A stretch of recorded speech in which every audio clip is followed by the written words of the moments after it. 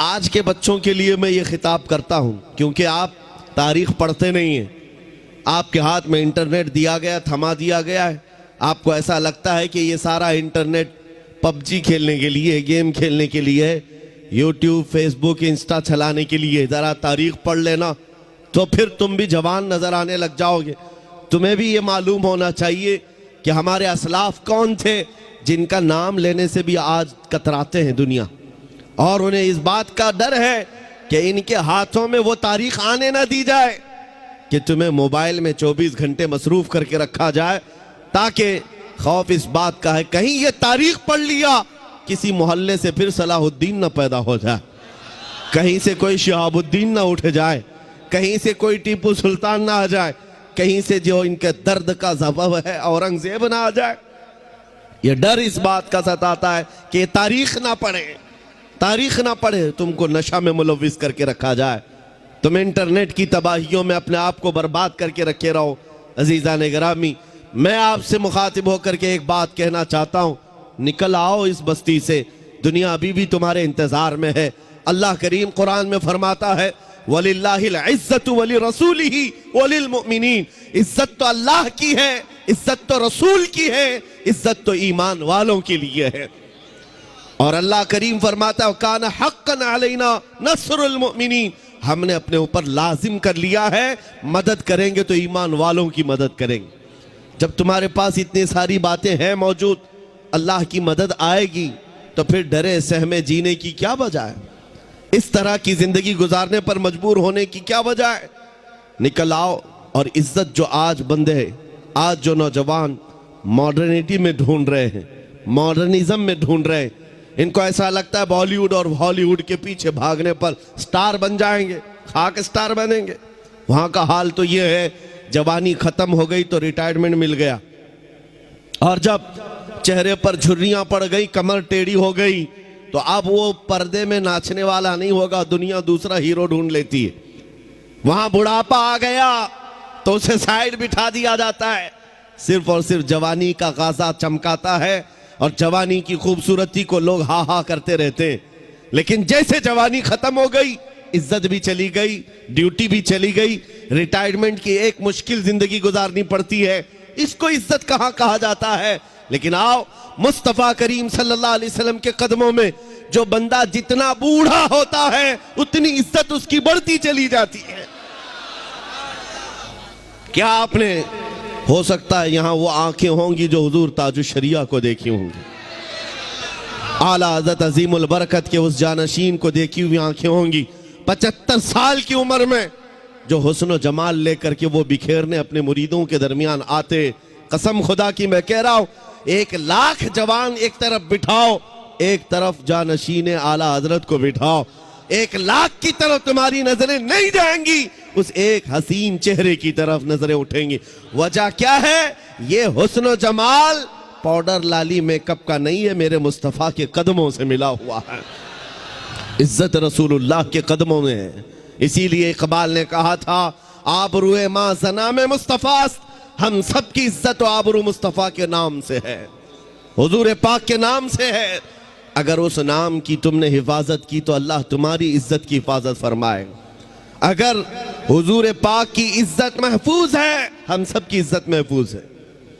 लेकिन कोशिश ये भी जरूरी है, हमारे अंदर इतना हसासपन होना चाहिए कि हम हर चीज को कॉम्प्रोमाइज कर लेते हैं, बर्दाश्त कर लेते हैं, लेकिन नबी पाक सल्लल्लाहु अलैहि वसल्लम की इज्जत के खिलाफ कभी बर्दाश्त नहीं करते।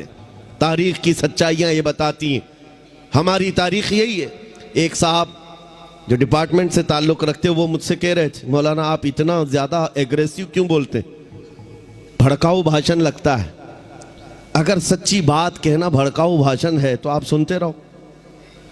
हुजूर पाक सल्लल्लाहु ताला अलैहि वसल्लम की मोहब्बत में बात करना, हम भड़काते नहीं हैं, सोए हुए दिलों को उठाते हैं।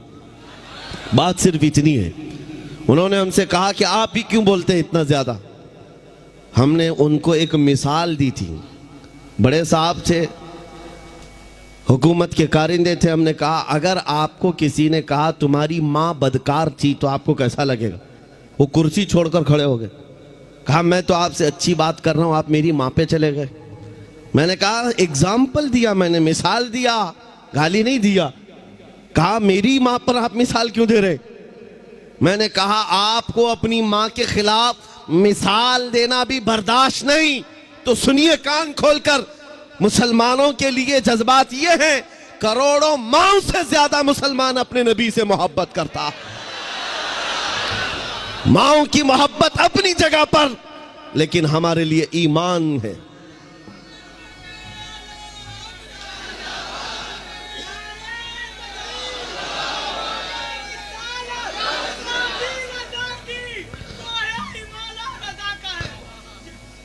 अजीज़ान गिरामी, नबी करीम सल्लल्लाहु ताला अलैहि वसल्लम के मकाम और मर्तबा का हाल ये है कि वो जाने ईमान है। हम सब के लिए क्या है? जाने ईमान है। और आला हजरत ने सच कहा था, वो जो न थे तो और वो जो न हो तो, जान है वो जहान की और जान है तो। हाँ, अगर जान ही ना बाकी रह जाए तो फिर इस जहान को लेके मतलब क्या? इस कायनात का करना क्या है? पूरी कायनात की जान मेरे मुस्तफ़ा करीम की ज़ात है। और सहाबा इकराम की वो मिसालें मैं आपके सामने रखता हूँ।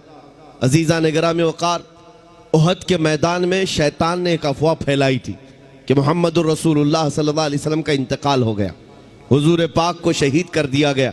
यह अफवाह फैली, सहाबा की मोहब्बत ऐसी थी कि उनके हाथों से तलवारें छूट गई, सब छूट गई। वो जहां थे वहीं खड़े रह गए।